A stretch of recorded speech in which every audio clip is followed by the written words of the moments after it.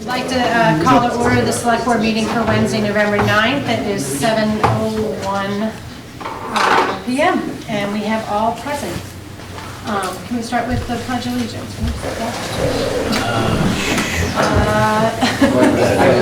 Hold on, I'm going to find a flag.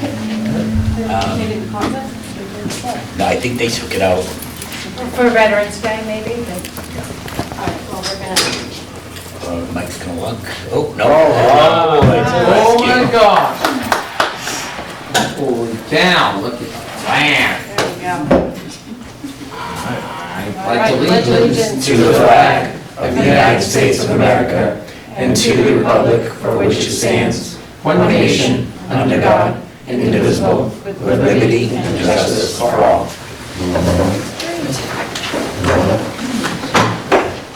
All right, we're going to start with appointments and resignations. No retirements, so just those two. Unfortunately, we have a resignation of Dinah O'Brien from the Permanent Building Committee. Mike, do you want to shed any light?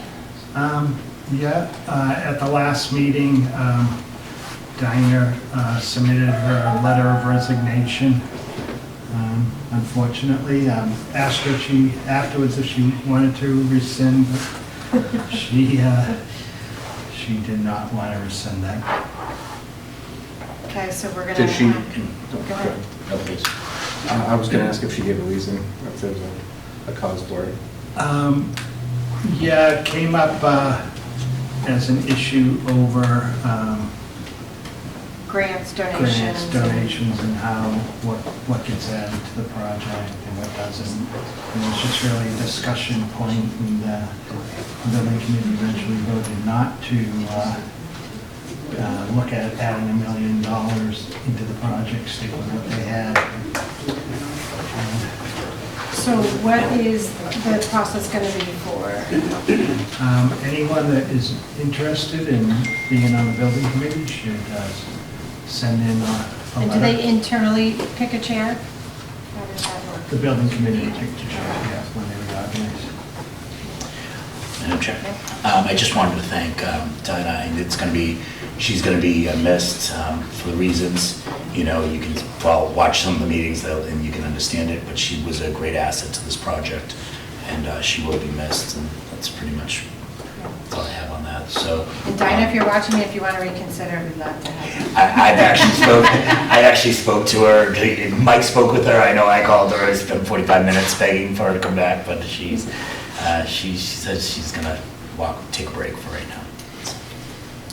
All right, well, on happier notes, we have an appointment of Ellen McGrath to the Historic District Commission, and I believe Ellen is here. Hey, Ellen, hi. Hi, do you want to come up and introduce yourself? Okay, if you're comfortable with that. I'm Ellen McGrath. I live on 29 Mansfield Ave. It's just outside of the Historic District. And I've been a resident of Norton since 1984. I also served on the Norton Historical Commission under Christopher Cox. And that goes back to like 2010 to maybe around 2016. And my late husband was very sick around that time, and I resigned for that reason. And he passed away in 2017. So I thought I'd just mention that, the reason why I decided to resign. But I'm always interested in historical stuff. I'm a member of the Norton Historical Society, and matter of fact, I'm the secretary of that. And also I'm a member of many lineage societies, Daughters of American Revolution, Colonial Dames, 17th century, and I've always been interested in history. And my house is old too, and I researched the house. It goes back to 1824. And George Yale had told me once that it was moved from near where the library, the old library, was located, moved down to where it is presently, near across from Pitclock Road. Does anyone So have if there's any any questions? questions? You sound more than qualified. Yeah. We're thrilled to have you. Thank you. I'd like to make a motion to appoint Ellen McGrath to the Historic District Commission. Second. All those in favor? Aye. Any Congratulations, Ellen, you're on the...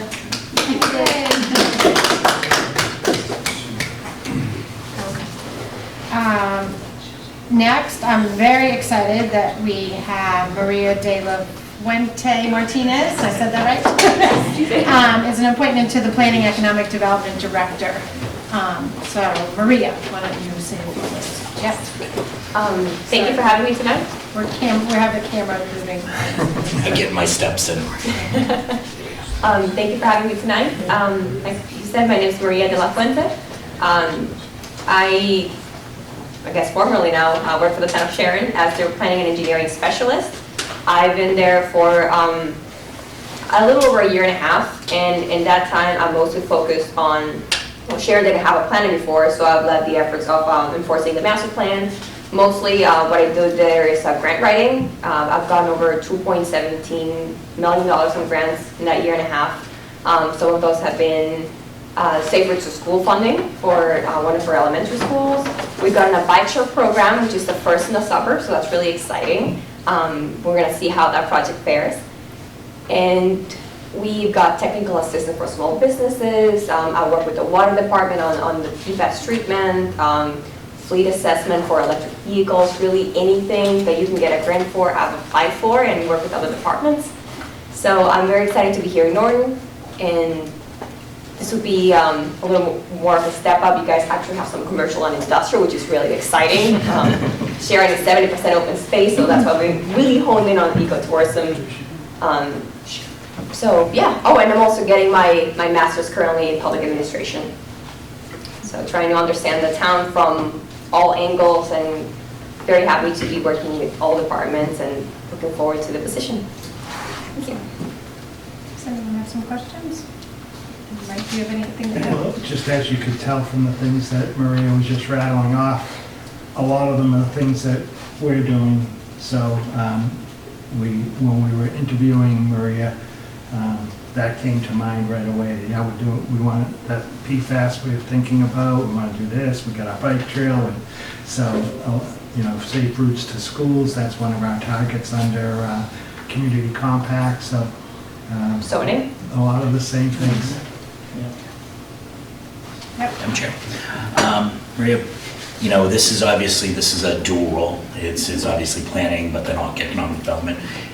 How are you going to approach the first kind of 6 months on just what's your vision for kind of taking on the first 6 months and so forth? Like, I know it's a lot, so I don't mean to know the whole mess in my minute, but maybe just a snapshot of how you see kind of going forward. Yeah, so I've already read half the master plan. I'm hoping to finish the other half this week, just to try to get some starting points on. Did you fall asleep? No, it was a very good one. But I think just starting by identifying some key points. I talked to Paul a couple weeks ago just to see what kind of projects you have ongoing. I know there's a couple grants that have come through and need to be administered, such as like placemaking grant. I know that's one of the current projects. So I would start taking on the things that need to be taken on, but also looking forward to what are the next steps that we can take. There's a couple grants due that will be due in May that I think Norton will benefit from. When I was talking to Michael, he said technical assistance to small business is something Norton might really benefit from. That's something I have going on in Sharon, and I would love to implement here in Norton. What we have in Sharon is we will pair you up with a consultant, and we'll redo your website for free, which is we're trying to get small businesses to be competitive in the world of e-commerce. And our website, for those who don't know, because I didn't know, is between $4,000 and $7,000 per website, which is huge. And a lot of people don't actually budget for that. That's one of the last things people tend to think about it. So little things like that I want to focus on first. There's a couple, obviously not low-hanging fruit, but shorter-term goals that are going to hit the ground running. Yeah. And also look towards longer-term projects. I know zoning is something that Norton is thinking of redoing or recodifying. That's something we went through with Sharon last year. We changed our zoning in 9 months. It was insane. But it just got approved by the AG's office. We're trying to really set ourselves up for the long term. A couple things: if you're looking for commercial, you need to make sure you're zoned for commercial. You have good dimensional requirements, that you're not hurting yourself by having buildings that are they can't be tall enough, or setbacks that are too restrictive, non-conformity. So those would be some of the long-term projects I want to tackle, but I also want to have, both short-term and long-term, so that's a little bit long answer. Just one more, Madam Chair. I know Steve Hornsby's been very active in getting the Norton Business Association going here in town. Do you have any experience in that, Sharon, kind of assisting, even though it's a separate organization from the town, do you kind of getting those organizations or anything going? Or do you have any ideas on kind of how we could possibly help? So we do not currently have any sort of organization like that, Sharon, but I work with the Regional Chamber of Commerce to try to get some ideas of what do they do that we could recreate at a local level. And that's actually how I got the idea for some of the technical assistance. So I guess my first step will be talking to the business owners and understand what they actually need, because I'm not a business owner myself, so I really can't tell what the needs are. And then talking with chambers of commerce or state agencies and what resources are out there. I guess really the first step is just communication. So it's a little hard to tell without having talked to them first, but I would love to meet with them. Either like a monthly check-in or anything like that, just to always be in contact, know if they need anything, they know who to come to, and know that they'll be heard and we'll be working on things together. I can't wait to rub it into our friends in Sharon's face that we've stolen their planner. So, very excited to have you on, and I know the Economic Development Commission is very excited to have somebody back. Awesome. So definitely reach out to Renee and work with them, because they're very active and they do amazing work. So it'll be really good to see you guys work together on this. Awesome. Thank you. Thanks. Yes, Kevin. Yeah, He's on it. We'll definitely be reaching out. We've been talking for some time. We've recently started digging in a little bit again to the master plan and some of the items in there that really haven't been touched yet. So having a planner will be a planning director will be a big boom for us. So yeah, we'll be reaching out soon for sure. Perfect. And I've been working with this past month. I've had 5 different meetings with 5 different economic development consultants just to analyze the possibility of doing market studies, which is something that the Economic Development Committee might support. That's something I'm sure we could find grant funding for, but that's a great way of getting even a deeper dive on the master plan is done. So Yeah. I'm very excited to be working with you guys. Yeah, your timing is perfect. So that's great. I'd like to make a motion to appoint Maria de la Fuente Martinez with the effective date of December 1st, 2022 to the Planning and Economic Development Director. Second. All those in favor? Aye. Any opposed? Congratulations. Thanks, guys. Welcome. Welcome to Norton. New England Frisbee. All right, I'm going to jump ahead because we have some guests here, and I don't want, no offense, Denise, but don't want them to sit through the tax classification hearing. So we have under new business, the project award regarding request for proposal for disposition of municipal property for the development and sale of affordable housing to be located on 16 Ridge Road in Norton. And we have some representatives from Habitat for Humanity. If you'd like to come up and As they're coming up, I'll just say, so this was approved at town meeting to authorize the select board to dispose of the property. And so we'll now, if you approve, we'll begin the process of working out a land development agreement that'll be filed, and also a deed restriction so that this unit will remain affordable on our account. Great. Good evening, my name is Ian Hedges, I'm on the board of Habitat and part of the Land Acquisition Committee. I'm Kim Thomas, CEO of Old Pony Habitat. I'm very thrilled to be here tonight and appreciate the opportunity. Tim Travers, I'm president of the board of directors. Terrific. Where is Ridge Road? Ridge Road, it's down the grove. Okay. It's part of the reservoir. It's when you go down Elm Street, I take live a on right, Reservoir, should I have this? and it's up on the right, right? If I'm correct. Right, what you said. I was like, yeah, that's right. And I know that you have in your packet a description of what Habitat plans to build on the property, and also a letter of support from Bluestone Bank for the project. Does anyone have any questions from the board? What's the time frame? Obviously we vote today, what's your time frame for the project as a whole? I think in the packet they outline it, but I mean, typically, I was speaking with the building commissioner. His hope is that we can take it down right away. Yep. Because it's been problematic in the town, so that we have no issue with that. We can do that, within 45 to 60 days, closing, unless, we get the permit sooner, we can try to coordinate to do it sooner.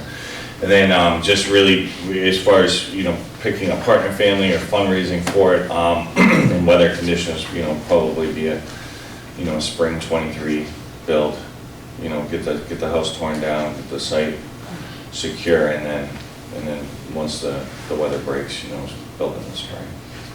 Follow up, Madam Chair. Do you have a candidate in mind for the project? We may have someone in mind, Okay. yes.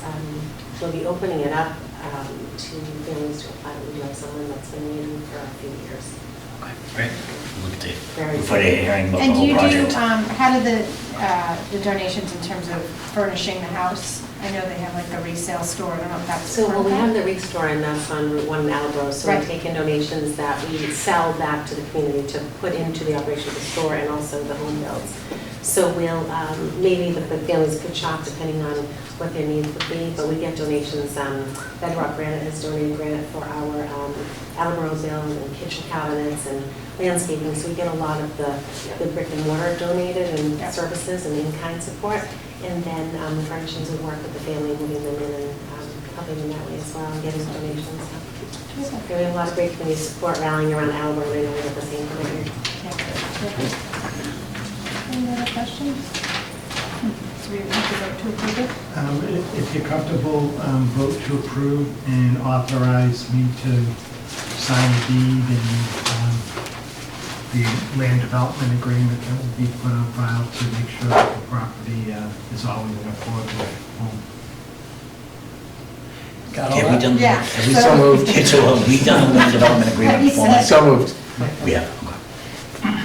Do we have a motion to I think give Mike Eunice the authority to sign the deed And everything else. and everything else in terms Yes. of And negotiating? the land development, and the land development contract, and to sign the land development contract. Second, anyone? Second.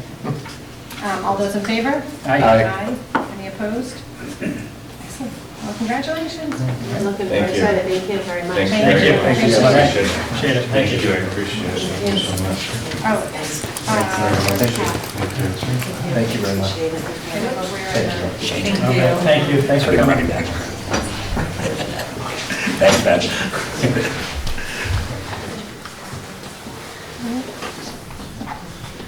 Oh, terrific. And then, I'm sorry, we're going to do one more before we jump into Denise's tax hearing. Pat Tarantino, do you want to come up and talk about the Race Across America event? Great. Unless you want to stay for the tax hearing, then we can. Oh, I'd love that too. I think I'd take the minutes for something like that before. And thank you, everybody, for allowing me to come, Mr. Meehan. This will be our 4th year, believe it or not. And the thing that is really new this year is that for the first time in the state of Massachusetts, it's going to have a state Race Across America ceremony. And I think we should have gotten a letter from an invitation. So there's about 30 locations in Massachusetts, and they'll all be there on December 12th, which is a Monday. It starts at 11. We are restricted to the number of people that we're allowed to bring, and you have to have your name on a list. So that's why there was one for the select board, one for the VFW, one for the American Legion, one for our town manager, and we have our state reps and senators also. So please let me know if somebody wants to go. So that would be the first, and there are like 30 other states that already do this, I found out. So we're a little late on the game on that one, but it's good to get going. The second thing I wanted to say was that this year, the Race Across America date was set by the Senate again, and it's going to be Saturday, December 17th. And we always hold the ceremony over at the common cemetery right across from St. Mary's Church, and it starts at noon on the dot. And for any of you who don't know, this ceremony is the same ceremony that's read throughout the country at the same time. So it's happening here at noon, it's happening at 11 and 10, etc. And also, the wreaths go to Arlington from the general fund, but we also send them out to Normandy now. So they do go across the sea, and I was lucky enough to go to that cemetery this year. It was their Memorial Day, and it was amazing. And kind of really, it brings a lot to you when you see all these beautiful crosses and Star of David, the way you do it any other national cemetery, but then when you start looking at the graves, and they all have the same paint on them, it just really hits home. So this is our 4th year. This year the theme is Find a Way to Serve. We are still taking donations up till November 20th. I just sent the last of my checks that I had in, and we should be fine for this year, but anything extra is always used. And after Thanksgiving, anybody who wants to send money in after that, that goes towards 2023. Let's see, what else do we have? Veterans Day Parade. We are going to be in the Veterans Day Parade. The Mass Miata Club is going to have a red, white, and blue Miata. The Girl Scouts are going to hold our banner and walk around, so we'll be there. Also, where Veterans Day is coming this weekend, we still have those American Yard signs for sale. There's some at Michelle's Corner Store, which thank you very much, Michelle, for allowing us to do that all summer. We've had guys there. You can also get them at the town hall. So if you want to put a flag up in your yard for that, show your veterans their support, that'd be great. So I'm trying to think what else I need to say about Wreaths Across America Day.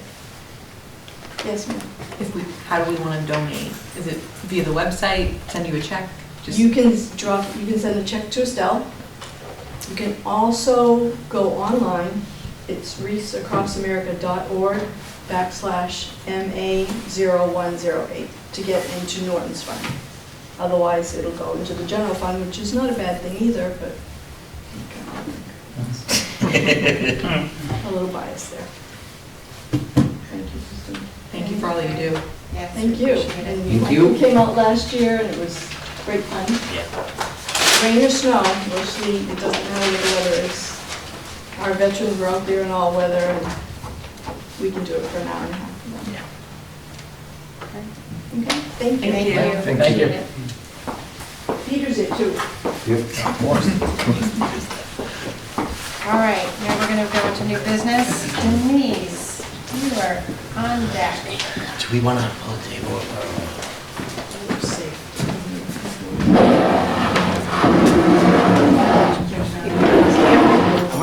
Come on, you block me, block. I don't even have a camera.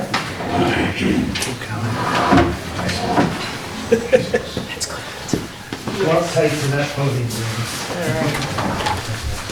We'll see your hands at least. All set? How are you, everybody? How are you? Good, good. You're not busy at all. Okay, so I don't know if Rick wants to stand up here with me. You want your PowerPoint up? What do you want up first? Yeah, we'll do the PowerPoint. Okay.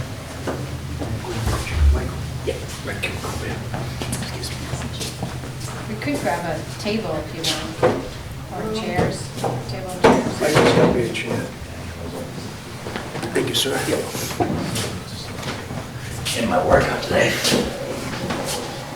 All right. So we're here for the classification hearing. Pretty much the same thing we do every year. We're here to vote on, let's see, we can go to the next page, Mike. So 5 classes, we have 5 classes. We have the residential, open space, commercial, industrial, and personal property. The purpose of the hearing is tonight for you to determine as a board if you want to do a split tax rate or a single tax rate. So if you do single tax rate, obviously that's going to be a factor of 1. And then if you do a split, you can go up to a factor of 1.5. And just to let you know, by shifting it, it does not mean that we bring in more revenue. We're just shifting it to the commercial, personal property and industrial. But the percentage would be this, like, so when you say you're not bringing in any increased revenue. Right. Even though the percentage would go up maybe for business, but they're bringing in more money than maybe the house residential be worth. There's a levy, and now what that does is that percentage will split the levy. Got it. Right, Okay. exactly. Thank you, Mike. But there are also growth variables as well. Okay. So, so every year we reassess in Massachusetts, and we go by what the market is doing. So for 2023, we're using all the sales from 2021. Obviously, the market's been going up crazy the last few years. And for the state, we have to be somewhere between 90 and 110% of the sales ratio. So this year, we came in at 96.4%. Last year, I think we're at 96. So we've been pretty steady with that. On the assessment review, was this the year that you actually did the real kind of win? I know every 3 years you do. It's every 5 years It's now. every 5 years. So now we did it in 2020. Our next valuation will be in 2025. So it's an interim year. So new growth this year was 832,494. And I'll just round everything up for you. Real estate is 266,955, and commercial residential is 548,361. The commercial, industrial, and personal property. So that is separate, I'm just correcting around, that is separate, you have the levy, and then underneath that, that growth is added separate from the levy, is that correct? Right, you'll see, I'm going to show you in one of the slides how it works. Okay, so just a little graph on historical new growth. I started in 2015 because I started in 16, so I was just kind of showing you how the new growth was going from there. Again, 19, that was when Elm Island built, and then from there, went down, but we're kind of steady. Last year was lower, I think because of COVID, but we're back up there again, so, which is good, around the 800,000 mark. Can I make a recommendation for this slide next year? Sure. Next year is put like a 5-year average line. So if you go back, like, I could just go back one slide. So it would go across you would see where the average would be from there, because we're growing, and this is a great chart. Okay, yeah, I think there's a couple more in there, so see if that's what you're talking about. And then I just did a pie chart as the next one. Oh, no. Maybe, oh no, it's next, I'm sorry, it's further on. So this year, no, you're right, Mike, it's further down. So this year, That one or not? no, we can go back up to where we were. It's like 3 or 4. Right again. Okay, so this year, residential came in 81.06%, and the commercial came in at a total of, how did I add it all up? It's about 18.9 or something like that. So it's climbing, it's getting up there. Okay. So is that on the percentage that's on the valuation, not on the tax rate, right? On the valuation, That's on correct. valuation. On valuation. So it's a true number. So when, I know the last couple of years I was talking, I'm sorry, Madam Chair, through you. I know I've talked about tips, and have we added the tips in there? That percent, it really wouldn't matter if the tips were added because you're doing it off the valuation, not the tax rate. Right, off the valuation. And this is just a breakdown to show you just a different way of, so what the residential brought in, and then what the commercial brought in, the industrial and personal property, and the percentages for that, which is total taxable amount. This is just another graph, just kind of showing you another visual. It's pretty steady. It's been pretty steady over the years. Commercial went up a little bit more this year than normal, but it's still pretty steady. Have you benchmarked these against other towns? I know it's it's not really apples to apples per se, but it's. Yeah, I have. Not for this year, but I looked at last year's. Yeah. So that'll come up as well. Okay. That's there. So we can go on to the next one, Mike. And this is just a pie chart. I mean, sometimes different charts just, it's easier to read. So, of course, the big one is all the residential. And then we got 2.71 is personal property, industrial and commercial, I think it went, or vice versa. But it's mostly residential right now. What are some examples of personal property? Personal property is, if you have a business, the equipment that's in the business. You know, so if you had a salon, it's all the chairs, you know, the dryers, all that kind of stuff. Okay. So it's different for every business. Okay. And it has to be stationary, you know, just not anything that's removable. If manufacturers, if they're on the state list, then they're exempt from personal property. Okay. So a lot of the big companies are exempt because of that. Okay. But they have to be on the list, the corporation list, which we do look at every single year to make sure they're on there. Okay. Do pharmaceuticals fall into that as well? They are, yeah, they're exempt from personal personal property. Yeah, absolutely.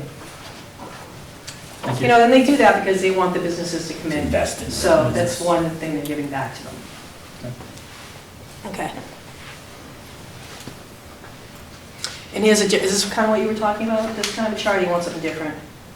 This is just kind of showing you how it's going Yeah, up. the consumer price, the blue line's consumer price index, single-family condo, and the assessment. Yeah. Yeah. I can change it up next year. Yeah, what's interesting to see on the growth figure, if we saw the 5-year running average, it would be, we'd actually see, in the average, you'd see downward trends up and down and how we're Okay. outperforming within that year. Okay. Right, so that, we do that a lot when we're projecting, you know, for forecasting. We just kind of do a 5-year average, so we can actually see that the average is what's going to show you Yeah. where it's going. Okay, Right. sure, we can do that next year.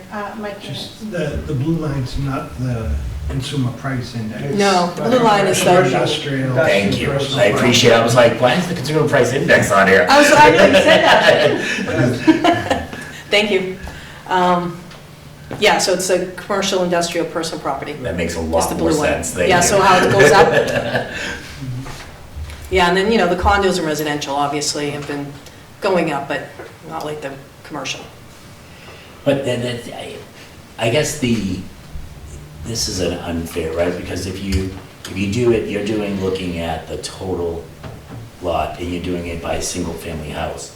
Single-family house on average in Norton's $350,000.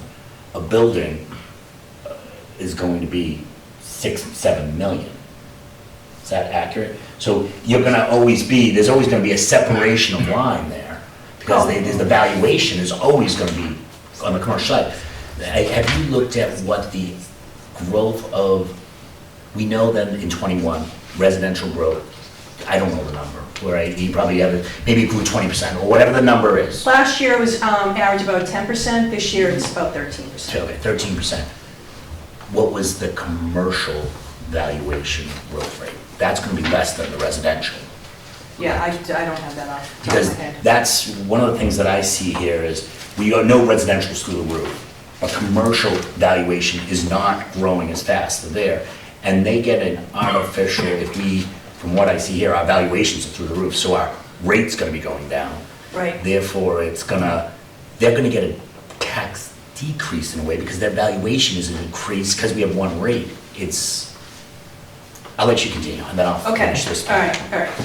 So a lot of that new growth from the commercial is the warehouses down on Linen Street. Absolutely. So, okay, so I did the average tax bills, did them over the years. So this year, your average single family has gone up to, not 350, almost 482,000.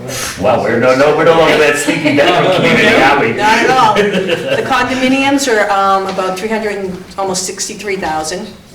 And the commercial has gone up to 1.573 almost. So it went up quite a bit. So, and then what I did is I took the tax rate for now, that's estimated. So the average tax bill is going up to $6,332. Condominium will go up to what, almost $5,000, $4,764. And commercial is close to $21,000.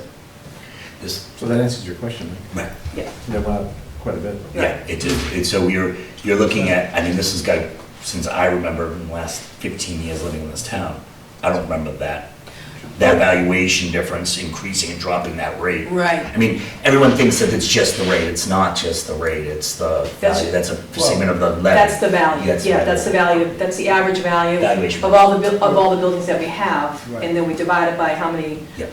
commercial properties, and then that's where we come up to the figure. With residential, you have two things. You got the cost of building a home is more than, Yeah.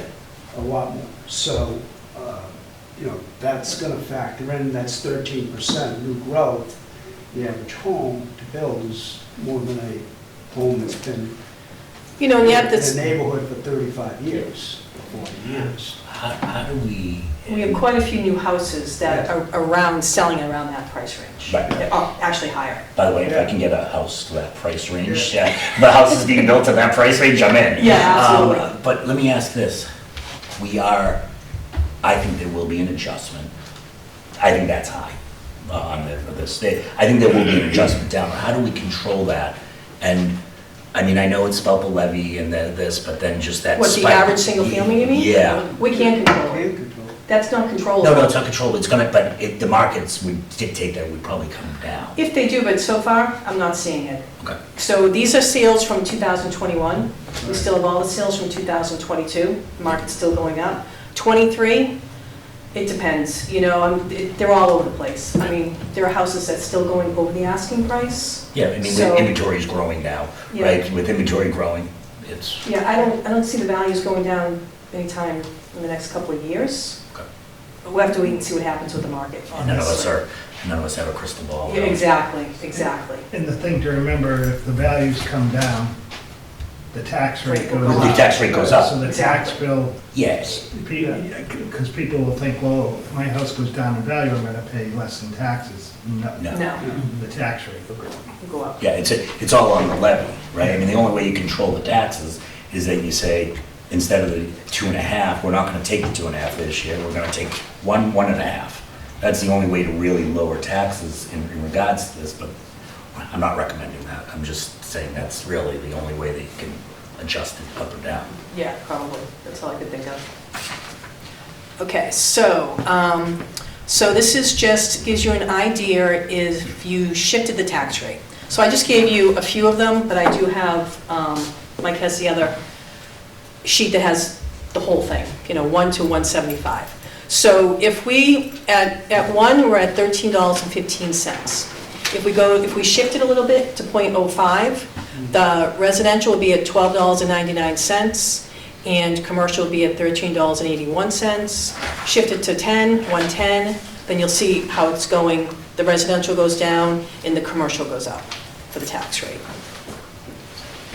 And when you're looking at it here, so what I did is I gave you the tax rates and with the average tax bill, and that's what it would be. So at the $13.15, is everybody at the same rate, would be for a single family, it's $6,332 for an average. If you went to a split tax rate at the $12.99, that would bring it down to $62.55, which is about a $77 savings over the whole year. And it brings up the commercial about over $1,000. So as you see, as the residential goes down, the commercial will go up. Right. And then it's so that if you do decide to go that way, then you'd have to figure out where you want to be and what tax rate you want. And that's And the $1 million question, right? Yeah. Madam Chair, through you. And it's tough, because I know that this is the municipal world. In business, when I raise prices, we usually have some kind of price elasticity, right? We know that if we raise prices, you lose this many customers, or this percentage of customers. Is your association done any of this analysis, not necessarily for Norton, but just in general?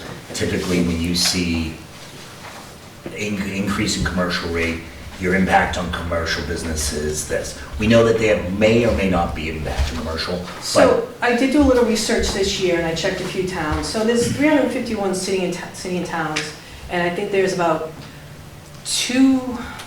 I'm not quite sure, maybe around 200 that have a split tax rate, which includes all the cities. Right. And I did look at some of those around us, and some of those tax rates for the commercials have gone down, and the residential has gone back up because of what's going on in the market. Yep. So we are seeing that happening, but that's all I know about right now. But, I mean, and when you look around at the surrounding towns and which towns have a split tax rate, you're looking at like North Attleboro, which has the mall, has Route 1. Raynham has, Route 44, 138. Then you have Foxborough with the stadium, you got Mansfield with the crossing, all different factors, where Norton doesn't really have that yet. So I compare us more to Easton, because right now we're more similar to them. So that's kind of what I did here. And you'll see that, this is from last year, because obviously their stuff isn't ready this year. So Attleboro's tax rate, they have a split tax rate. Their residential is at 77.85, where their commercial is at 22.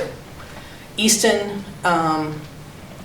their residential is at 88, where their commercial is, 11.66. And again, the other ones are similar, like, you have North Attleboro, but again, you have the mall in Route 1. So then obviously Taunton's a city. And then Raynham has all, the big 44 and everything. And this isn't, we've seen splits all around us. I mean, Right.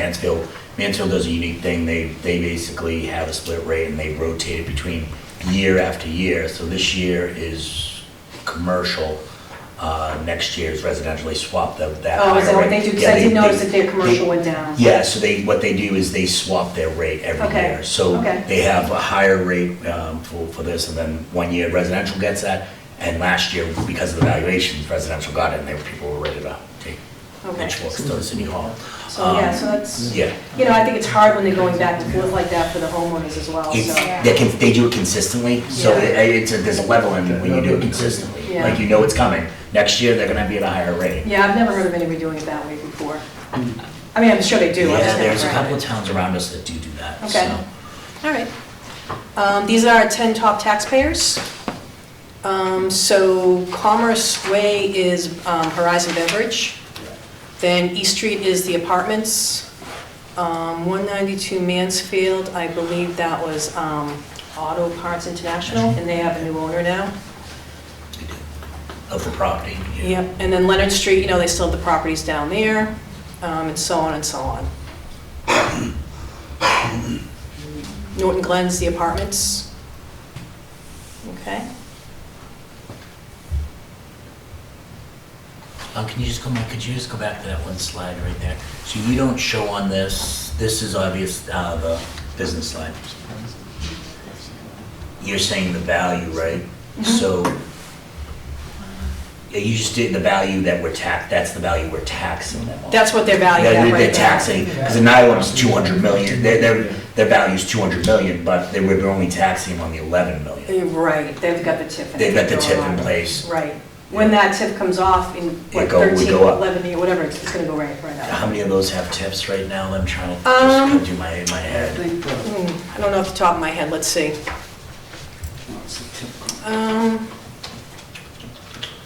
I think the only one I can think of offhand is Elm Island. Yeah, I think that's right. Dow has one, but that's only a partial TIF. That's Home Foods. Yes, that was Dow's Home Foods. Yeah, that's only a partial TIF on the building. That was front-loaded, correct, so I think. So now it's, Does And- Penske have? Penske does, Mike, does Penske, I know, was it Penske has think one, they but have a TIF. Hertz doesn't, Hertz tried to get one, right, Penske? Yeah. We had Penske, so Penske They're has not one. the top 10. Yeah, they're not in the top 10. Yeah, okay. So yeah, I can only see two off the top of my head. Horizon Beverage still has one. Yeah, they're the first one. Yeah. They're that ER Properties. So Horizon Beverage does have one, Yeah. and Nylam has one. And Horizon Beverage is almost done, I believe.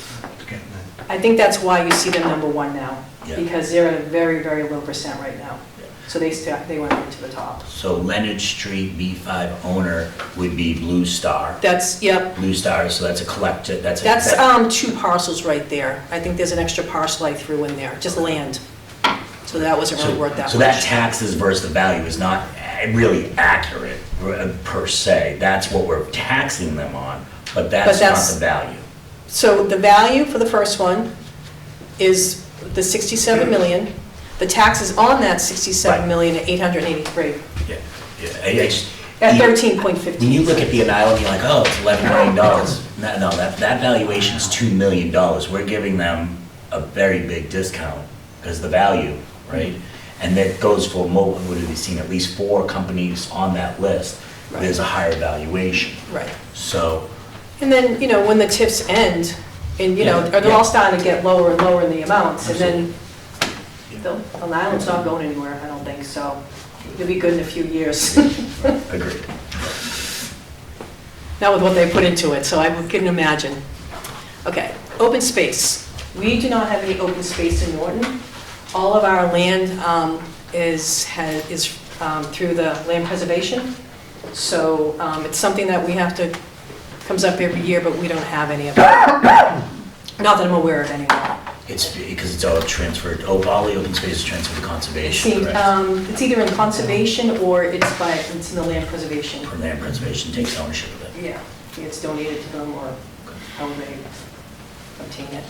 The good old residential exemption that comes Yeah. up every year. We always ask the same question. Yeah, it's really just for, large communities, Boston, Cambridge, for them to live there, and they get the discount. But it's something that you have to vote on every year. Any questions on that? Small commercial exemption. So we do have some people that would be eligible, but it doesn't go to the business owner, it goes to the property owner. So you could give it to the property owner, but they're not going to give it back to the business owner. Have there been any agreements on that? Or meaning, because obviously we see Great Woods Marketplace is empty, right? People are like, how come we can't get business there? Can we do something tax to attract people? And you can't because the building's already built. Can't give them a TIF. Is there ways to kind of get around that? Is there? You can do a TIF on a building that's already there. You can? You can do a TIF on a building. I believe you can, yeah. Okay, because they pay the taxes, right? It's a triple net. Yeah. So they are paying tax. When you go into one of those commercial spaces, you are paying taxes on the property. Right. I don't know how big, I'm not sure which building that is. Great Wood, the Roach Brothers. Oh, the Roach Brothers. Yeah. Well, yeah, so they have all the different. They have a triple net, but with a percentage, right? Yeah. I wouldn't give them a tip. No. Well, because, they're all, it's like a little plaza. So, usually a tip would go to like a bigger building that only that business is in. So, yeah, you wouldn't get a tip there. I can speak to why it's empty. Yeah. At least a couple years ago. I looked at it from my office, so. I think we could go down a whole long. No, I don't know if it's changed because they have more businesses going in there. So. Hopefully they'll fill up one of these days. Okay. Any other questions on that part? Just to the other point on that, you were saying about the small businesses that, or strip mall with Great Woods. Are they going to give the benefit to the small business? They would have to, that's what I'm saying. We would have to, I would love to see a deal for someone to go in there and say the triple net, we've got this percentage discount off of a triple net. Right? So that's up to them for this period of time. Right. And then, because realistically, it is through the property owner. It has to go through the property owner, but now is it agreement, and it's a sub-agreement between them on the triple net. Okay, so, so what you have to vote on tonight is going to be the selection of the residential factor. Is it going to be a split or single tax rate? Granting of a residential or small commercial exemption. So those are things that you have to vote on. So if we do the split, if we decide to do the split or vote onto the split, do we also do the percentage of the split? You do. You have to vote on the secondary, the percentage of the split. Right. And Mike, if you want to put up that other one, I gave you the other screen I Well, emailed you. do you want to have them? Yeah, we could vote on the granting of the residential. Sure. And small commercial. Okay. Is it a motion to, Mhm. we're gonna move just to do the granting of the residential and or small commercial exemption? The nice, easy, clean stuff. Let's I like just get it. rid of it. Then we'll forget about it. Right, Yeah. so do we have a, I'd like to make a motion to approve, no, it's not approve, we have to do it in the positive, I'm sorry, Madam Chair. Is it accept the residential exemption, or we have to do all our motions in a positive manner?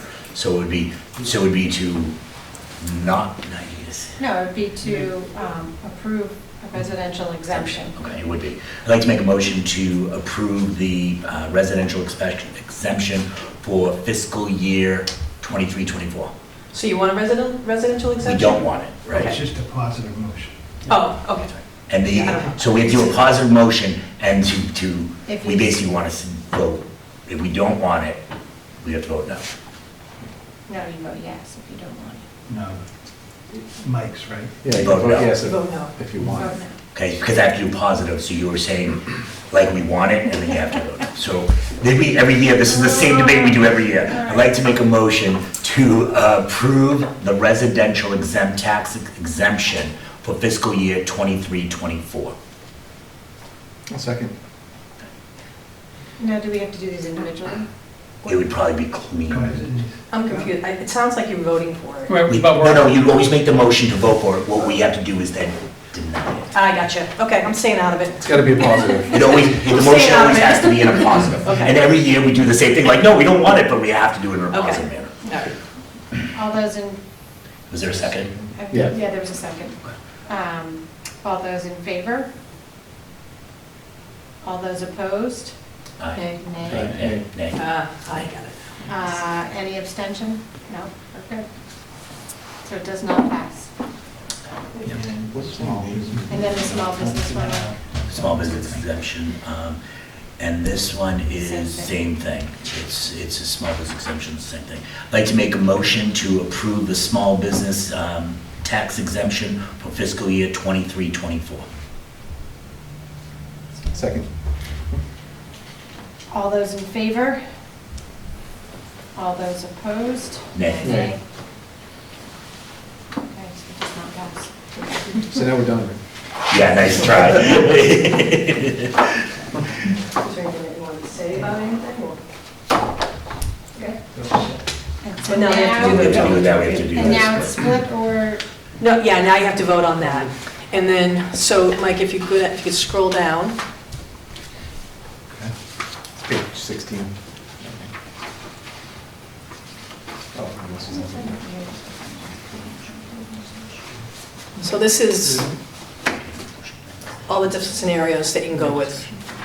Might have to scoot over to, Yeah, Nick, why don't you just do the slides you put up, the hypothetical split tax rate? you want to go with those That- ones, or do you want anything in between? Well, if we want to go in between, we can. Yeah. You then can we go in look you can at go in it. between, then we can tell you what Mike, it's going to be. this might Yeah. just be easier for right now, and then if we want something in between. Yeah. we'll Okay, go- we can do that. What do you want to do, go back? Go back to the PowerPoint on this slide, Yeah.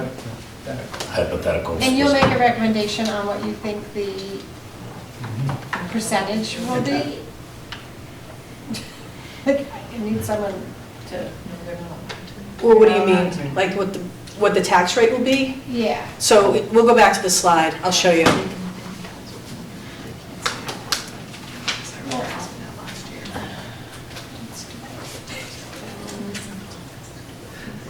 Right here, you can go. So again, if you went up to 1.5, the residential would be $12.99, and the commercial, the CIP would be $13.81. And right now, though, it's. Right now, it's going to be $13.15. So if, I kind of did a few things. So if you went with the $13.81, residential would be saving $77 a year. If you went with the 1.10, you'd be saving $149 a year. And if you went 1.15, it would go to, you'd save $221 a year, and obviously more as you go down. And then by doing that, then the commercial's gonna go up. Correct. So the commercial will go up to $1,038, and then it would go up to $20.60, $2,060, and then $35.98, Right. so on. Ours goes by. And just keep in mind that, it is a lot of commercial industrial, but you have the personal property, which is a lot of small businesses that you just have to keep in mind. That's the only thing I have to say every year, so. Yeah, and I remember. Because it hits them as well. Yeah, and I remember last year when we discussed this, because this was moved up, Meg and I last year, and I can't remember which of the three who had been on it, longer mentioned it, where we were talking about doing this, and I remember that somebody saying that maybe wait to do the split until we get more businesses to fill it, to fill whatever we have left. I don't remember much from this last year, but I do remember somebody stating that just out of that concern, because it could deter businesses from coming in. Right. And we still want businesses. If we were another community where our businesses were at max capacity and nobody's leaving, nobody's coming in, it's a different story, but we're still, I think, I wouldn't say desperate, but we're still actively hoping businesses want to come in. I think the town's still in the recruiting mode. Right. Yeah. And this is, you guys make the decision you think is best for the town, but I think you need to consider, small business. How many small business, and what's their length in town as a small business? There's a lot of the bigger companies have been here, not here. And Well, and also the percentage of savings, if you're Right. talking an average of 75 for the average household for a whole year versus 1,000 for a small 1,100, business, 1,100, But, Madam Chair, just comments. One of the things that I just wanted to point out, the valuation of the residential we said is about 13%. That was the increase of about 13%. We know on commercial properties, we aren't seeing that grow faster. So at a split tax rate, if the residential is growing faster than the commercial valuation, and you have the same flat tax rate, you're actually giving them almost a tax break in a way because of the difference. All right? So because it's not equal, it's not apples to apples on the valuation growth. If they both grew at the same rate, it's all even Steven. But if you have residentials carrying the equal burden as a tax rate equally, and their residential is growing 13%, you're seeing a differential of a tax break for the businesses. I do support a tax break this year. We're at 18.9. I've been following this for a very long time. And I think with the debt exclusions that are in place, I would like to see SPT to the 1.05 or the 1.1. I think it's time that we do split this. We do have, I'm very pro-business. When I look at the surrounding towns, we will be very competitive still with the surrounding towns. A bit lower than the other towns. We will be. Correct. That's, Madam Chair, I think that's, for me, that's the strongest case. If the case is we're still in growth mode and we want to attract businesses, I don't see how continuing to be the lowest commercial tax rate in the area doesn't continue to make us competitive. So just as I look at that, I'm just looking at the surrounding towns for fiscal year '22. We're significantly below. Even if we take out Taunton, if we take the cities out of it, we'd still be below Easton, still be below Foxborough. These are the towns that I would presume we'd be competing for business with. So, and their valuation's going to go up, so their rates will come down this year, but not you're not going to go from 21.13 to 13. It's just not going to, that's not going to. Yeah, I can't imagine that would be that significant. I mean, ours is going to 13.15 from 14. 13, yeah. Correct, right. correct. Yeah. Even with the growth. Yeah. And I recognize the the demand that we're asking on the businesses, but at this point, we have residents' values going up, and while that value is going up, they don't see that money, right? That's not real, because they're not selling their home. They only see that when they sell their home. So I think this is that year where, I think this is the year that we really, really should vote to split it. I think it's important to note that that doesn't mean your taxes are going down. Correct. That's very, very important, yes, to note.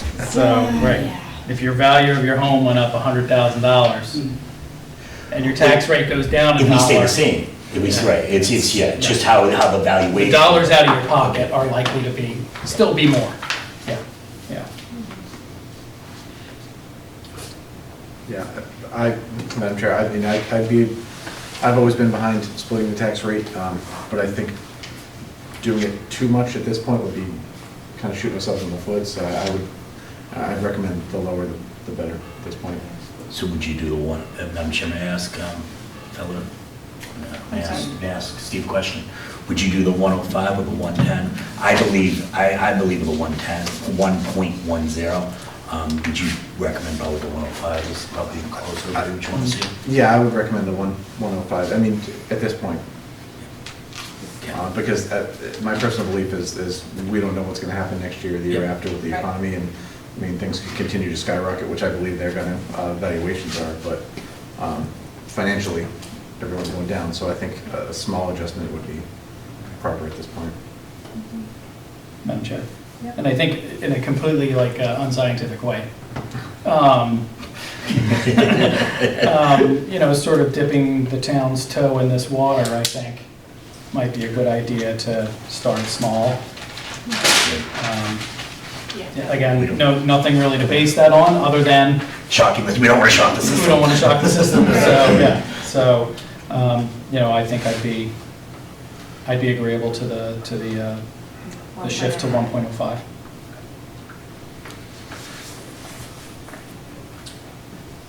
1.05.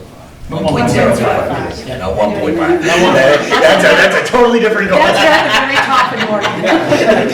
No wonder why you seem a little nervous over there, Rick. 1.5 and all of our phones are going to start ringing. That also wants my resignation. Yeah.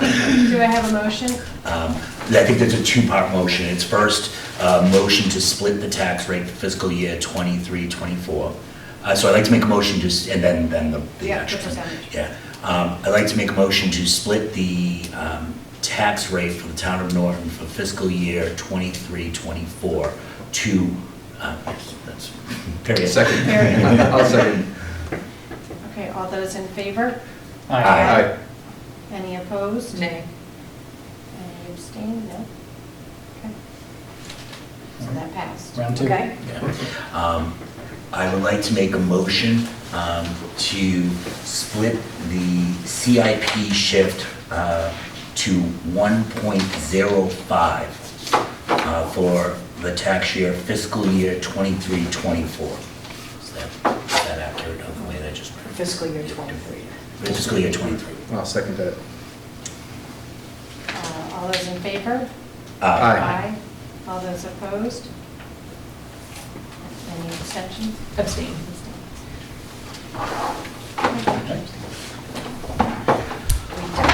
Done. There is some things you guys have to sign for that, I don't know. Oh, no. No. You just vote on it. And Madam Chair, there is one thing I just asked the assessor.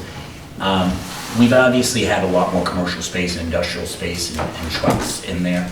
Have you done any evaluation? It seems, and subcontracting trend logistics seems to be the trend right now. So they're not owning the trucks, but there are trucks staying overnight on some of these properties. What's the best approach to, that I don't believe are on our tax rolls for excise? So that would be the excise tax. We don't know what's out there, honestly, in our office. That would be something through the registry. Okay. It could be, if these new businesses, maybe they've been registered in another town and they haven't switched over yet. Or, I don't know. Maybe Mr. Town Manager, maybe with that, I know I've spoken to the town manager about that, maybe we send a letter to them. Yeah, because we could try to look it up in the system, but what we see in the system is not the same name. they might be under a different name, so we don't know who they are. Yeah, they're, they have it because DOT, they have the name on the company, which is different than the location. Exactly. And then sometimes, even though the name is on the truck, it could be under somebody else's name too, in a different business. So it's really almost impossible for us to track it. Yeah, I mean, I think it's small, right? But when you see 45 trucks parked overnight, Yeah. We should be at least getting the excise. Yeah, I think a on those letter or trucks. something would be the best way to go with that. Okay, perfect. Great, thank you. You're welcome. Really Thank appreciate you. it. Thank Thank you you. both. So you guys Thank you can both. assign something Yes. for the state What? so that I can upload it into the system. What do we have to sign? Did Jen give it to you? She said she was going to have it for you. I talked to her this morning. I do not see it. Thank you. Thanks, Rick.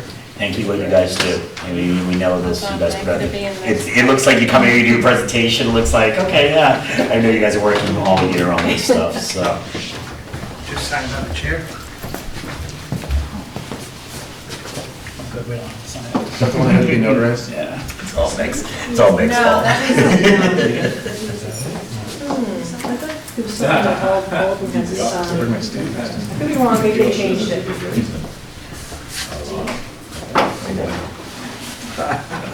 So the rings are, it's like, I was afraid it was a business. It was easy. No, because they don't have to sign it. Well, maybe it is this. You're welcome, Miss Sarah. was easy. They might, any chance I can. What's that? Any chance I Yeah, can. I'm aware. I still have a record. What was it? That one? She's signing on the board. Oh, yeah. Oh, yeah. Okay. How's it going? That makes sense. But there wasn't, there was a lot of like just procedural stuff, there wasn't really any like discussion or anything like that, so it was pretty. Hey, I had no idea. So you want to take it and just bring it back down? Oh, I know, We're gonna, I'll probably get there. We'll be done at 8:30. Yes. Thanks, everybody. You're all set. We're all We have set. it. Thank you. There's gonna be. All right. Get it. Let's get it. All right, we're back on Let's get it. the rest of the agenda. We're going to approve the minutes.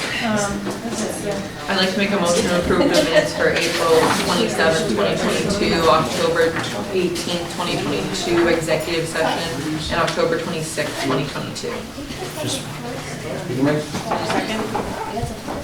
Second. I forget how many. Do we have to do all, we can do all three, right? All those in favor? Aye. Any opposed? Rick is on the board of assessors. All right, the minutes are approved and they will be posted. Under announcements, we just want to make sure that everyone knows town hall hours for Veterans Day. They close at 4:30 on Thursday and closed on Friday. Next, I just wanted to, we had mentioned the actual sports complex ribbon cutting to be on Thanksgiving Day at the high school football game that morning. Is that something that, like, do we need to, how do we want to approach this? If that's something Was there that, like an invitation or something? Or will there be- no, that, this is coming from us, I guess. As far, We never had a ribbon cutting for the sports complex, and the notion was, because all the home games kept getting moved, but we were talking about doing it Thanksgiving morning before the football game. Dr. Bayer said he was sending an invite to the select board. Okay. I'm not sure if he has yet, but Okay. he said as of Friday, he said he was gonna send one. All right, so just FYI to everyone. So I think maybe you'll take the lead on that Yep. one. And I know he wanted he's like, hopefully everyone can make him. Well, people are traveling for Thanksgiving. Yeah, well, then, Yeah. Kevin, we want you to cancel your So, Thanksgiving. yeah, I'll tell plans. family. Yeah. That's too important. I gotta run with scissors, sorry. All right, so under new business, number 2, discussion of the finance committee appointment process. This is Kevin. Yeah, so, thank you, Madam Chair. So, yeah, I just wanted, I don't know if this is it has to be a long discussion, but certainly during the process of the citizens petition to change the appointment of the finance committee, I know that I at least, and I think others were hearing a lot from even those who were really opposed to the petition article, that the process could use more transparency. So I don't know if this is something, one, I don't think it's an urgent need, but I do think that, sort of, it's all front of mind right now because we just had a vote on it at town meeting, just to get everybody's thoughts on, is that something we want to pursue further? Do we want to pursue it as a board? Do we want to pursue it in a formal way, like via a change to the charter, or do we want to attempt to address this in sort of an informal way with the moderator? Do we want to, ask former moderators to come in and speak about, their thoughts on it?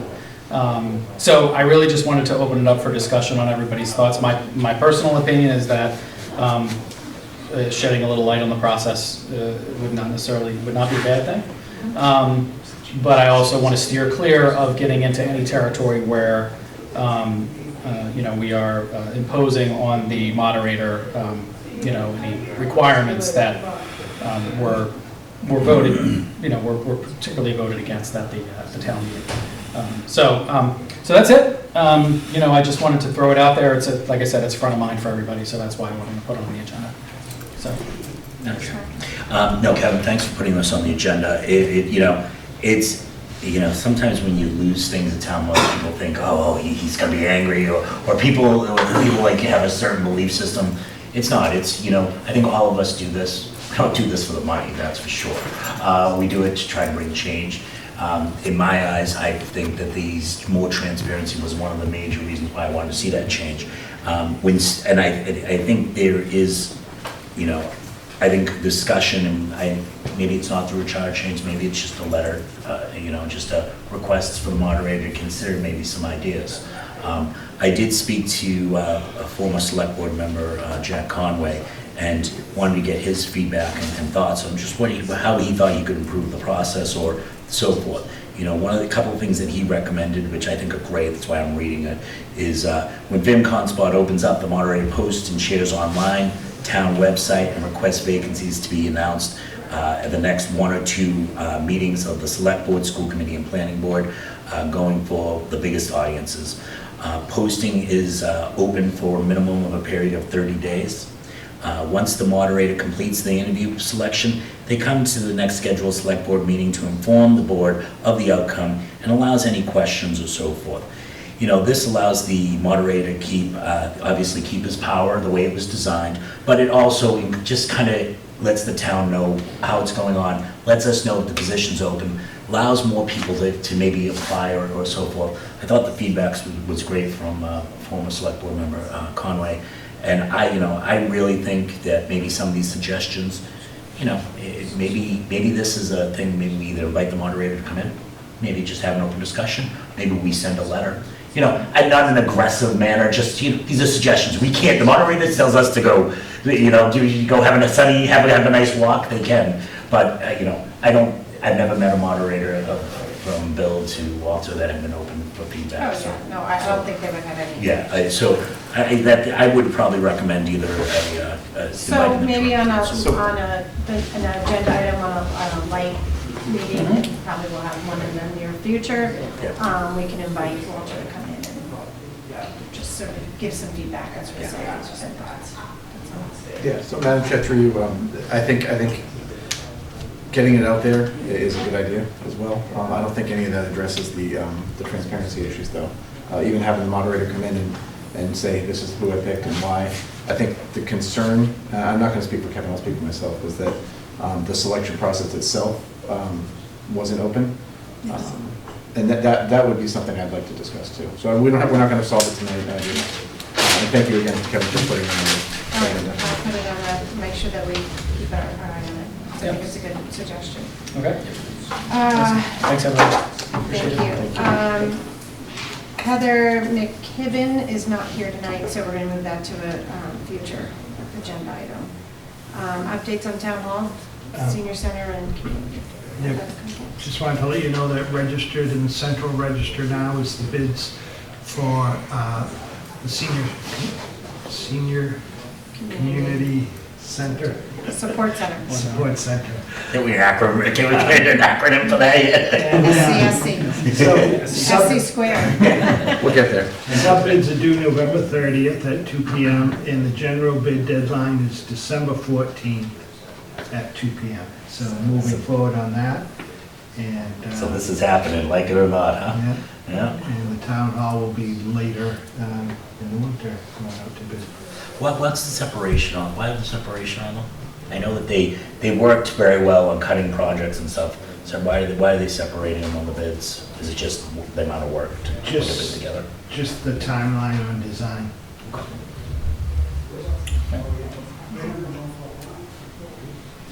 All right, discussion and or vote, we talked about the one-day liquor license, the 30-day in advance. We're still having some slight issues with it. So if we could just take a vote that it's just, we're gonna put it in place as a 30-day rule, then that would help. Help our friends over in town hall. 30-day rule. I mean, there's always gonna be exceptions, Yeah, right? that- But if we don't have a policy in place, then it's not gonna, There is no policy in place now? Not not on, record. just like on renewals, they have to have their renewals in by a certain date. I On never know that. one-day liquor licenses, if someone gets the stuff in on time for a meeting, it gets put on the agenda, but we'd rather have 30 days so we can make sure they have submitted all the proper.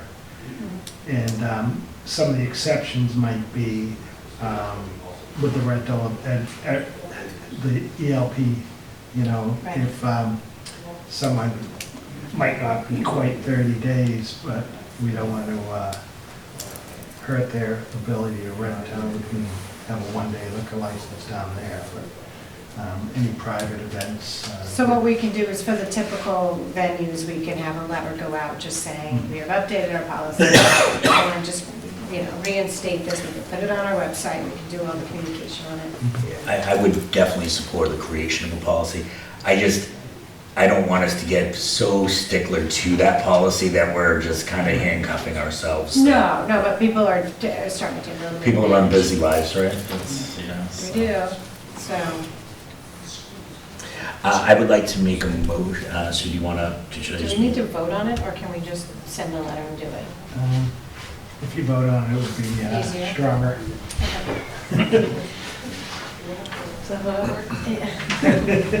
All right, you started. Yes, I did. And as soon as I started, I was like, come back.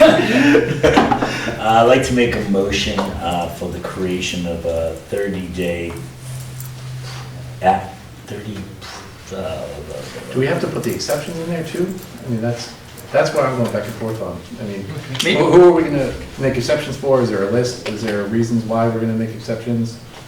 That's my concern. Yeah, maybe we should like, I'll back off of that. maybe That's we should a good draft idea. something. Because if we say 30 days and we let one company or one party do it and then another party not do it, then. Then you look like you're being It's discriminated. really not that hard to do 30 days. Like, if you know you're gonna have, I'm sorry, if you know you're gonna have an event, you know what 30 days in That's advance. true, but I've also planned events in 14 days, so I You can, understand. then I'm yeah. so sorry, you can have a liquor license. Yeah. I'm sorry, it's as easy and simple as that. If you know you might have a party, there's no problem in saying, can I get the liquor license for that day? You spend, how much is the liquor license, 50?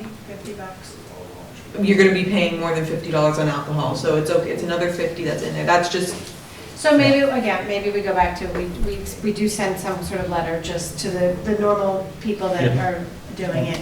Everett letter, that they could put something up at the park saying, if you're having an event, as soon as someone books an event, they could say, if you're gonna do a liquor license, you have 30 days. Wheaton, the rodeo. The rodeo, yeah. Guys. Yeah, I mean, I think, because the issue is, if police or fire don't have the time, or if we're not having a meeting, Yep. then we're scrambling, we're all Right. scrambling, and And that's not fair. didn't we approve one after the fact this year at some point? Yes. So that, I don't like that either, so. No. yeah. All right, we'll put something together, I'll work with Time you. Okay. Someone else's job. Any other business? All right, old business. I don't know how this got on there, but discussion or vote on the town report. I can't even begin to start thinking about the town report, but we can do a photo. We can get it this time. we can get a photo. We can do it this year. So why don't we, think you and I should talk offline, and I'll figure out all the components that we're responsible for, and then maybe the next meeting I'll say who wants to volunteer. All right. And we offline, we can decide who the dedication is for, correct? Right. That's correct. I think I don't want to do it at a meeting, I'd rather talk, Yeah. and I'd rather, Yeah. do it offline. Okay. I was approached by a high school student, a group of students, but that they, as part of one of their projects, they're creating a town flag. She brought it to my attention. I said, I didn't even know what the process was, but I said, let me just start the conversation, and when appropriate, I'll have her come in and talk about it. Which caused Mike to go digging. Yeah, and now we know, we have all sorts of, should have just asked Peter, because I'm sure Peter knows all So, of it. the history of that background. flag was in '95, there was a competition, and a gentleman basically won the competition at high school for the current town flag. That was 1995. 94. 94. 94, and 2 kids won it. I'm reading it right here. Yeah. So, her point was, that that's a long time ago, and, the idea would be to update. I'm not sure that's something, I don't know, just wanted everyone's thoughts before we go down this road. So where it says the current town flag is known as the Liberty and Union flag, so that's the one that has the That was the Congressional Meeting Hall. That was the previous one. That was the previous flag. That looked like a cross between a British flag Yes. and A a horse and Rebel buggy on flag. It was taken on, My- it was my the only- Taunton had that, Taunton has that My flag. only initial thought, and again, I don't want to tell the student, sorry, but not, we don't want to think about it, but we are going to have a new town hall in a few years. I feel like maybe this is not the right time for that, and maybe it's something we just Yeah. table for. Yeah, whatever we decide as a group, I would basically say at some point in the budget, sorry, Mike, that we get some flags put into the schools, town hall, as a smaller sub-flag underneath the. But in terms of the yeah. design of the flag and the actual aesthetics, I don't know, I just think. Hanging in the selectmen's meeting room. Yes. Very old. Yeah. I would like a new flag, but that's just Yeah. me. But again, this is one person, one group of students that did it, we haven't even opened it up. No, and that's what I would say too. Like, So if it's something that it's, my thing is, I would like to wait a little bit till we get to the town hall underway, and it'd be a great thing to unveil. I would agree with that. Oh, I see what you're saying, okay. You know. I thought you were saying doing it after the new town hall, but no, yeah. No, have no, it no. for the new town hall. Yeah, Yeah. so, and we're still a couple years away from that, so. So if you guys are in agreement, I can get back to her and just say, yeah. We appreciate their enthusiasm. All right, town manager's report. What did I have? Let me grab it.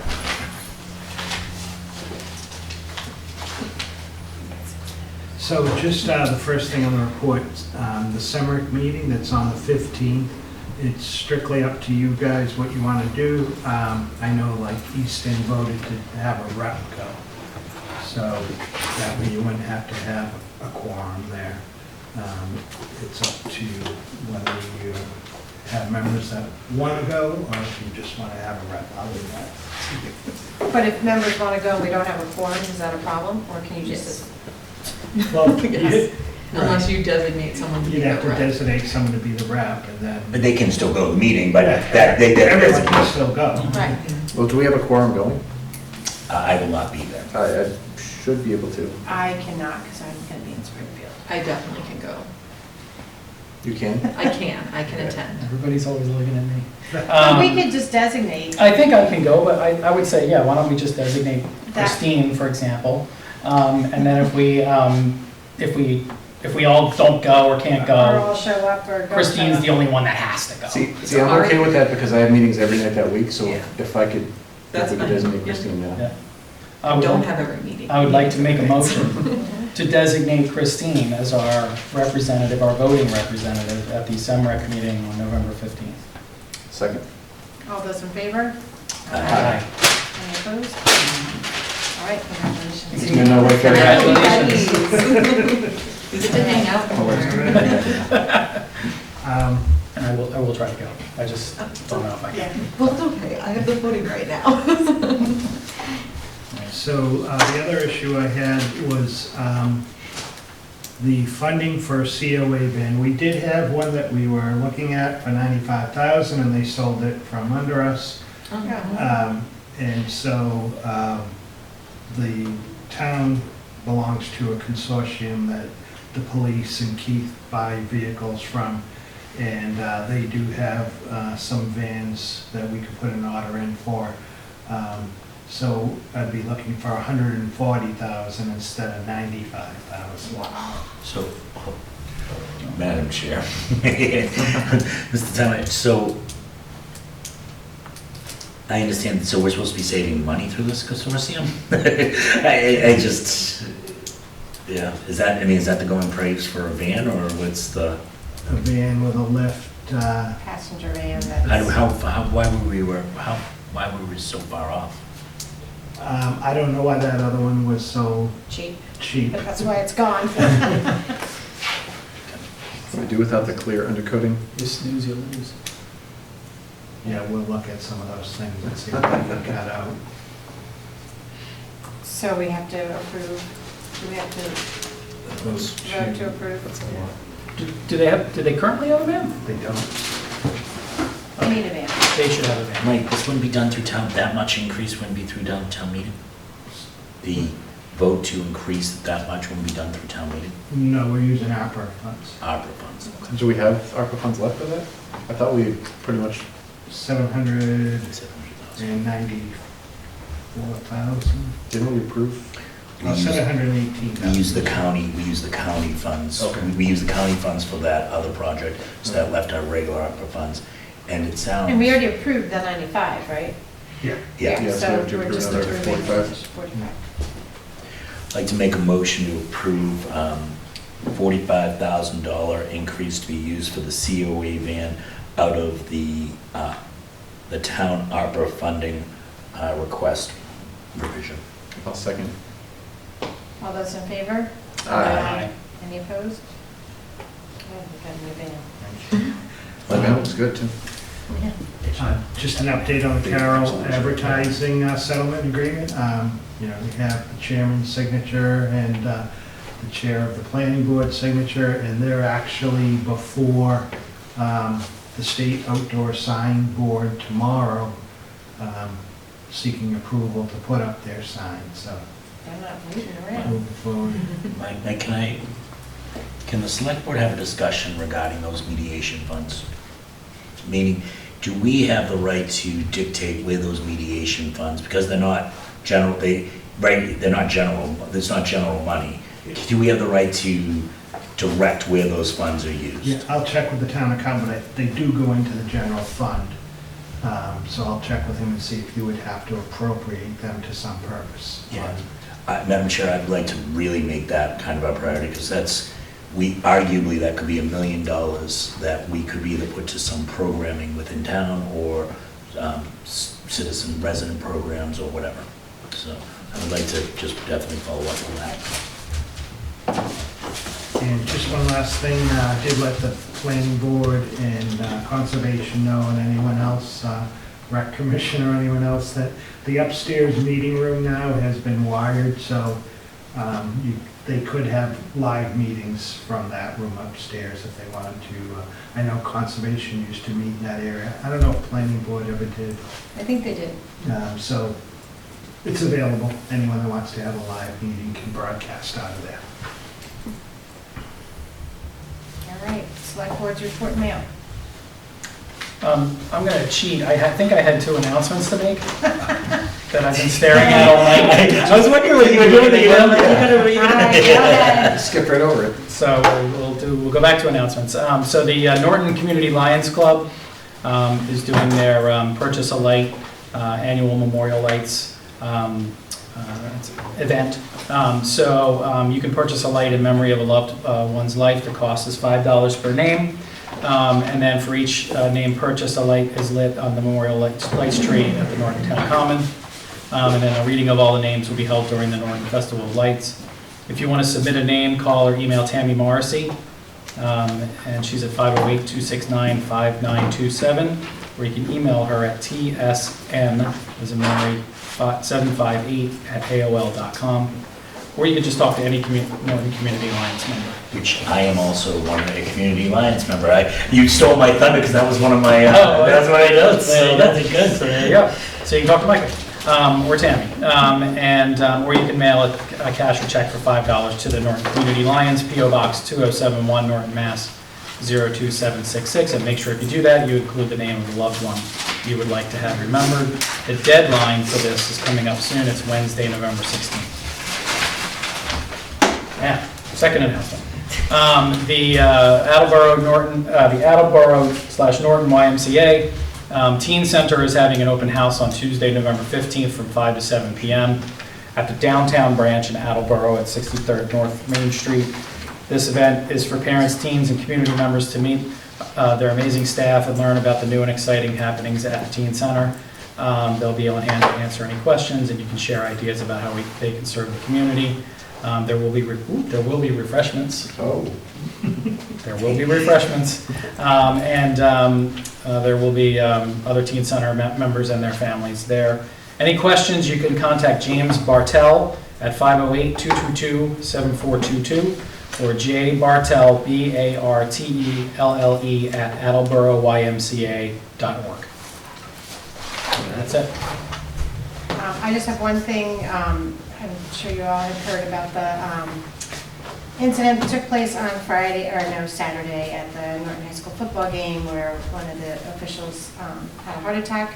I'd like to, in the process of, I'd like to do a proclamation for all those involved that were first responders for that. So if I will work on that and I will get it out to the select board. But it really does take a community, and it was just unbelievable what people did that night. They swarmed that gentleman, Yep. and they saved his life.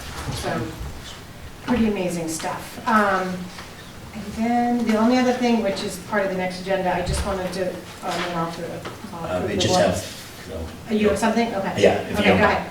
But are you still doing your? No. I can wait. Go ahead. Okay. Just a couple of things for me. Obviously, Kevin talked about the community lights, so definitely it's a great way to remember someone. This Friday at 10 a.m. will be the Veterans Day Parade, and there will be ceremonies at the Pine Street Memorial, Common, and the Trent Memorial as well. So all are intended to attend the parade. Look forward to seeing you there.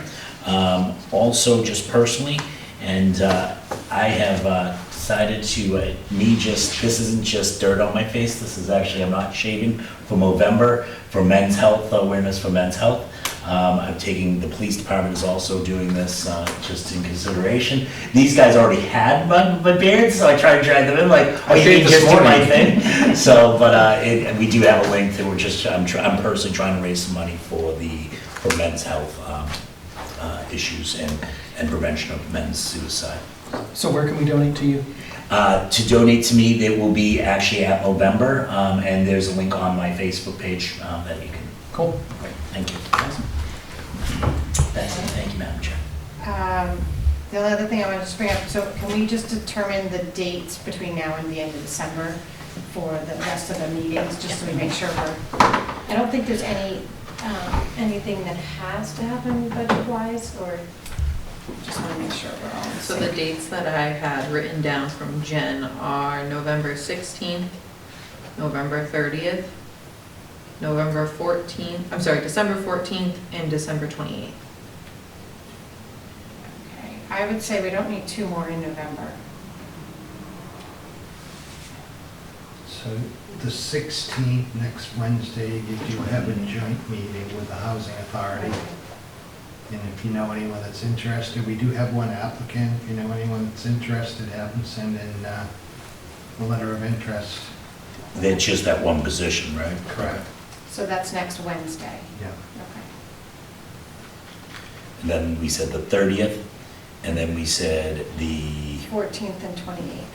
14th and 28th. Mike, when, Madam Chair, through you, Mike, when are you, obviously you're getting close, have we gotten yet guidance, any of the cherry sheets or anything, or preliminary cherry? I mean, I know that we're far off of that, but, Yeah, no, they haven't started anything. okay. When are you going to make your this is what you and James are looking at for your recommendations for budgets? I mean, your people already started to think of next year's budgets. Have you already given that guidance yet? No, usually we have our first department meeting towards the end of December on the budget Okay. and give people guidance there. James, at the end of December, he'll give them their 6 months status update where they are on their budgets, so they have a good read on for the next year, and then we start from there. Okay, and can you make sure that before we give you, as soon as you get that information out with them, that you bring that to us saying, this is the letter? And do you want to, I know you've been asked to at times do a budget, just kind of what you see the budget is, what you see the budget's future, kind of where we were, where we're going, kind of 5-year. I know you guys keep a 5-year forecast and all that. Do you want to do that at this meeting, or do you want to do that at some other? Probably in December. In December? Okay, awesome, so we can maybe point that as a, All right, so it looks like, well, we have to keep next week, so it looks like we'll keep them all, and I am out I'm going away the December, so the last one I won't be at, but we can. 30th, 14th, and 28th, yep. All right. So no meeting on the 16th? No, we have a joint meeting with the Housing Authority. Oh, right. Sorry. But there'll be a light agenda, because we're not. yeah. I thought that was- The one thing that I think, when we do the agenda for that, I think we really just have to have a really serious conversation. They have obviously cleared the land at the front, and just making sure with a lot of, every meeting we go to at the state, local level, it's about housing, housing, housing, housing, housing. And I think there's gonna be a lot of funds for us to possibly get for building the housing. So if that, as you prepare that agenda, post that agenda, I'd love to have that discussion with that board. I'll let you see. Kevin, that Kevin looks scary. Look at that thing. That's scary That's looking. why I got that blank look on my face when I was like, "What, are you available?" It's like, I'm going to approve the payroll warrant and invoice warrants as printed in today's agenda. And then we have next meeting agenda is the next 16th with the Norton Housing Authority. I'd like to make a motion to adjourn. second. All those in favor? Aye. Any opposed?